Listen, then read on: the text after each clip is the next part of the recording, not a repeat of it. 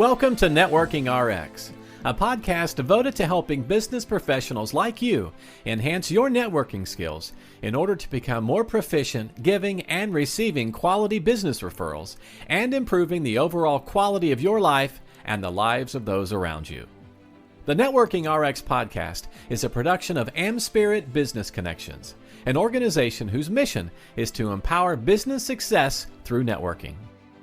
Welcome to the Networking RX podcast. I'm your host, founder and president of AmSpirit Business Connections, Frank Agan. Today is a guest day. We have another great guest. As our ongoing subscribers know, often on this podcast, I'll be sharing ideas, insights, and best practices for building professional relationships and excelling at business networking. Occasionally, however, I will be interviewing subject matter experts, authors, speakers, thought leaders, social scientists. These are the people that are kind of boots on the ground, learning about these things, and they're going to share their knowledge, help us build better relationships and understand why we humans do the things we do. Today, I have on the program, it's a repeat guest, Mary Ceccanese. Mary was a guest quite a while ago, but Mary told me she was going to be releasing a book. She's released a book, and I told her I want to get you on when that book is out. And the title of that book is You, and I say it like that because it's all capital letters. You can create positive change at work. And she's a co-author of that with a good friend of hers, Kimberly Barker. Mary is also the owner and principal consultant of Dynamic Connections, LLC. And that was a lot of what we were talking about when she was first on the program. Mary, welcome. Thanks so much, Frank, for having me today. I am so excited to share the information about this new book with your listeners. Yeah, we certainly will talk about an overview of the book. I really, for those listening, I hate to. I want people to buy the book. I don't want to go through the whole book, and I'm sure you appreciate that. You want to sell a few books, right? Just a few, yes. Just a few, right? But you know, the one chapter that jumped out at me, and you gave me an advance copy of this, so I was able to kind of pull through it. But chapter 9, respectful engagement, and that many people listening on this is a book about the workplace, and many of the people listening to this podcast have a workplace that if there's more than one person, it involves a pet. They work by themselves, but we still work with other people. I have an assistant. I have people in and out of here. I don't have a lot, though. It makes it simple. I think it just makes it simpler. But I guess let's talk about this respectful engagement that you and Kimberly have put a great chapter together on. And it's, started up with the header, RESPECT, right? You could tell that we're from Southeast Michigan. Yeah, there you go. Yeah. So talk to me about respect. What are the takeaways from this?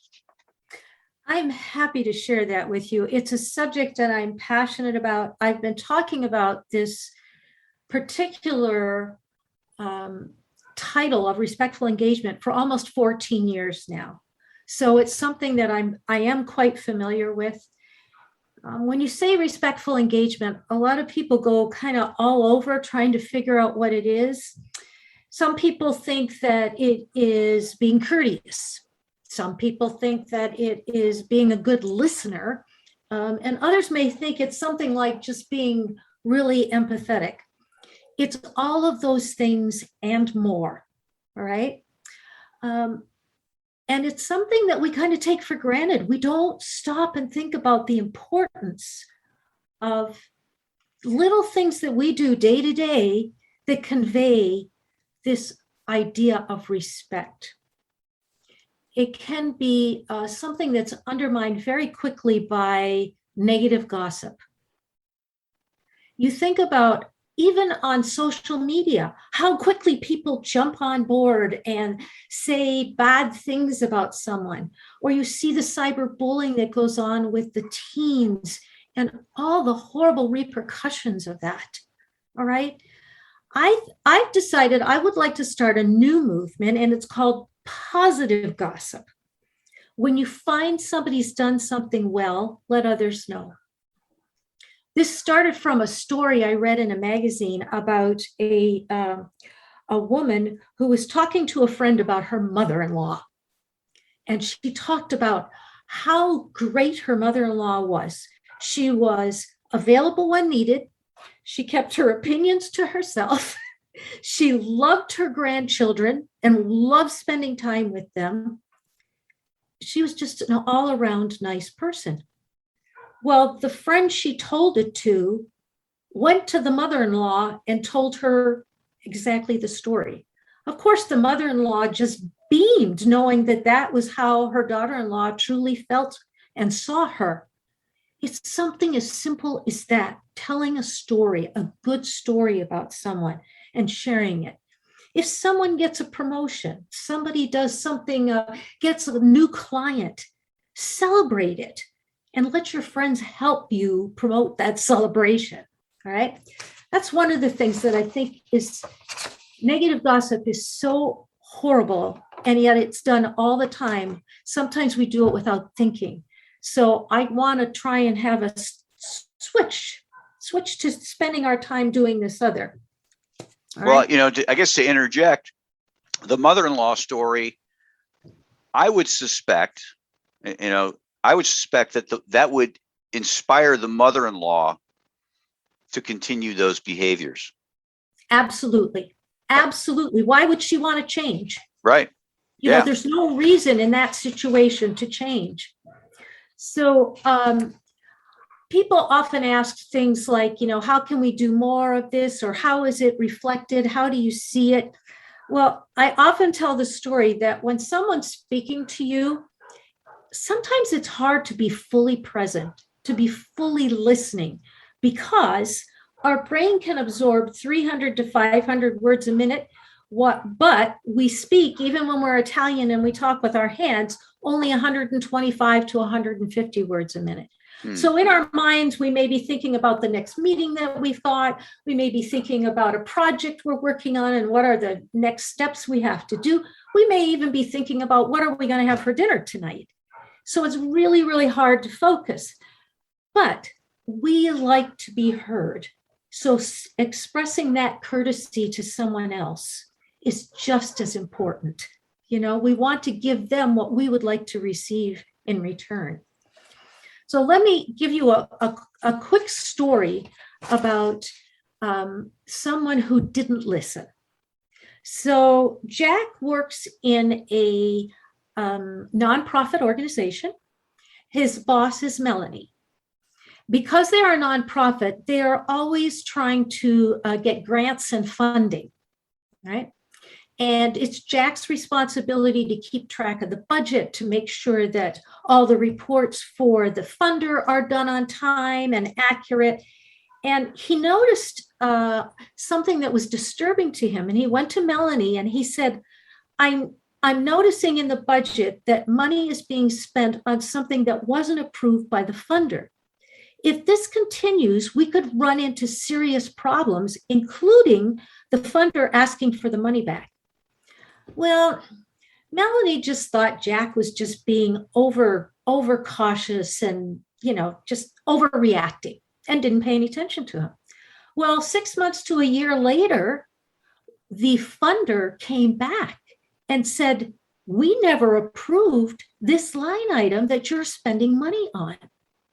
And they said, we're going to start the process to get our funding back. Well, Melanie was just dumbstruck because at that point, she was frozen. She didn't know what to do. Well, she was able to revise the budget, submit it, explain why the line item was important to the project, and the funder did agree to go ahead and proceed. But if she had just listened to Jack 6 months before, she could have avoided this problem. This was a major issue, but it happens on minor issues all the time. Sometimes we don't listen with both ears, Right. And we have to also make sure that what we're saying, the other person hears. So it's really good, especially if it's an important conversation, if we say to them, now, rephrase, paraphrase, and tell me what you think I said so that I can make sure I've said what I need to in a way that is understandable. Because what may be going on in my head and the way I say it may not really be exactly what I want to get across. Okay, our thought processes are all, slightly different. Right. Anyhow, respectful engagement, again, is something that just a few kind words can go such a long way. It's hard to see people smiling when we're wearing masks all the time. But I did see somebody who drew a smile on their mask, and that made everybody else smile. So it's like, okay, it's whatever we have to do to convey that during the time we're living through right now. Yeah. When we're on Zoom, it's a little different, but I know people that are back in the office and they are mandated to wear masks. And it's really hard to see if somebody's smiling. Yes, you can say good morning, but it's just not the same as seeing a smile. Yeah. Well, it's these are common sense things, but common sense isn't always easy. And I think there's a lot of things working against us right now. Not that we have to buy into them, but obviously we've been through a very tumultuous time racially and politically, and that puts people on edge. And I see it, I feel it. We just assume that people are, I joke about it with my wife, but if somebody, if somebody sees you just a little bit right, they think you're really right. Or if they see somebody's a little bit left, they think they're really left. And we assume the worst about people. And, geez, if I extend an olive branch, that could be a problem. That could be, I might be showing weakness. I might be taken advantage of. And, what I find is all people are good. All people are good. All people, we all have the same basic needs and wants. And you just, you have to remind yourself that the person across from you, whether it's Zoom or in person, has a mother that loves them, a family that loves them. They're trying to be respected. They're trying to get by. They've got an electric bill too. They got a car payment too, likely. And just to kind of remind ourselves of those sorts of things. Very interesting. Yeah, absolutely. We don't spend a lot of time looking for the good in someone else. Yeah. We're very adept at being able to catch what we perceive as wrong in them or how they view something is not agreeable with us. Yeah. Instead of just looking at, what did this person do well?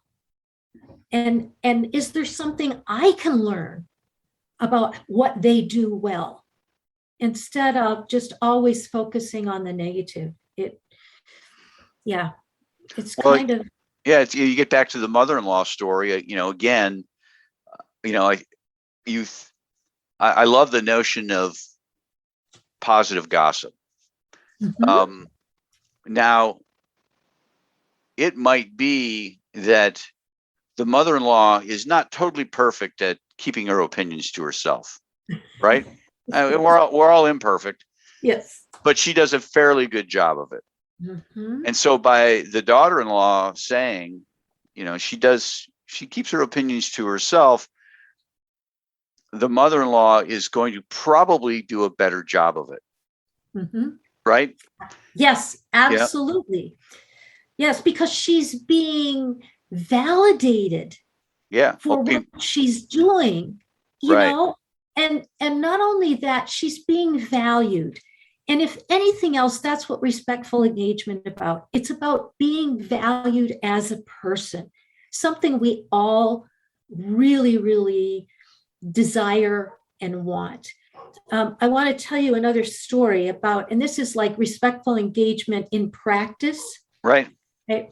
So John had been hired from an outside firm or an outside company to head up the marketing and communication department in a new company, new to him, not to everybody else. And since they usually promoted from within, all the people at the company were very skeptical of this new marketing director. During his first 90 days, he made it a point to meet with every person, every single person, asking about them, what their goals were, and how could he help them. No one had ever done that before. They were just astounded. Not only that, the people that are basically considered frontline, and when we say frontline, we're talking about the people that can be anywhere from the receptionist to an administrator to somebody who checks you in at a doctor appointment. I mean, we're talking boots on the ground people here, okay? He would go up to them at the end on a Monday and just say, "How was your weekend?" And they were like waiting for the other shoe to drop, because in the past it was always, yeah, then I want this. And all he wanted to know was, did they have a good weekend? The departments were just kind of floored by this. Well, he went one step further. It was a particular holiday during the year, and on the weekend, he and his wife came in and decorated the office. The people walked in on Monday morning and just couldn't believe what they saw. This new guy was human, liked to have fun, and treated them with respect and valued them. That's a great story. That's great. It's a true story. Yeah. It's a true story that happened. All the details have been kind of changed a little bit, but it's a true story. Well, you talk about it in the book, and he had 110 people in his department. Mm-hmm. So when you say meeting with everybody, 30, that's a lot. That 30 minutes with each that's a long week. Not that he did it all at once, but that's a long week. So. But the effect, Frank, that he had on that department, I mean, they never forgot who he was. He didn't stay there forever, but he stayed long enough to make an impact on them. Yeah. And have them experience what it was like to work with somebody like him. It's one of my favorite stories. And that's one of the things we do in the book, is that we believe in telling real life stories because people can relate to them. Maybe the circumstances are slightly different, but they can relate to the basis of the story. Right. Well, I think the neat thing about the story, it certainly provides an affirmation for us as opposed to just talking in abstract. But the neat thing about each of these stories is they all create this, well, the first two, the middle one where the woman didn't listen, that kind of creates this negative momentum, where the other two create this positive momentum. The negative momentum, she really had to backtrack on this. Okay, I've got to fix this. There's a trust issue now. You're not listening to me. I think his name was Jack. Jack's thinking, okay, she's not listening to me. I need to do a better job of getting through. That's extra work. She's having to do extra work. The donors are like, okay, we need to really be a little more diligent on this. And kind of creates this little negative vortex, not huge necessarily. But in the other two instances, it creates this momentum that you get the benefit of the doubt going forward, I guess, is the best way to look at it. Yes, absolutely. Well, let's talk, we've talked about the book. Again, go get the book, You, capital YOU. You can create positive change at work. Mary Ceccanese, and Kimberly Barker. Certainly go get the book. What other things are you guys doing besides just the book? You guys out there, you have workshops you're doing? Kim is actually Dr. Kimberly Barker. Sorry, I didn't say that. Yep. She is teaching at a university, and actually she is making an exercise booklet from the book to give to her class to use for projects. One of the other things we're really excited about is at the back of the book, we have 2 toolboxes. One is for staff, and we're hoping that we can pique the interest of enough managers that they will also consider reading the book, and there's a toolkit for them. Those are things you don't find very often, but it's to help people have like a workbook as part of the book. Mm-hmm. So that we give them examples of what they can do and reflection questions at the end of each chapter and questions. But we also want them to be able to do tangible things. So we've included some exercises, some possible reading materials, things that they can do on a specific topic if they want to expand their knowledge and their ability. Interesting. Well, what's the best way to get a hold of you? Best way is at my website, dynamicconnectionsllc.com, or through email at mary.ceccanese@gmail.com. Okay, I will certainly get the web address in the show notes. I appreciate your time on the program today. Thank you so much for having me and letting me share the passion that Kim and I have for the workplace. Thanks for joining us on the Networking RX podcast. Please put what you've learned into action today and let us know if you have questions, comments, or ideas for future topics.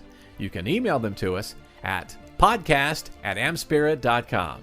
That's AMSPIRIT.com. Finally, so you never miss an episode, be sure to subscribe to the Networking RX podcast through iTunes, Overcast, or however you receive your podcasts. Now get out and network with someone. The Networking RX podcast is the copyright production of AmSpirit Business Connection. All rights reserved.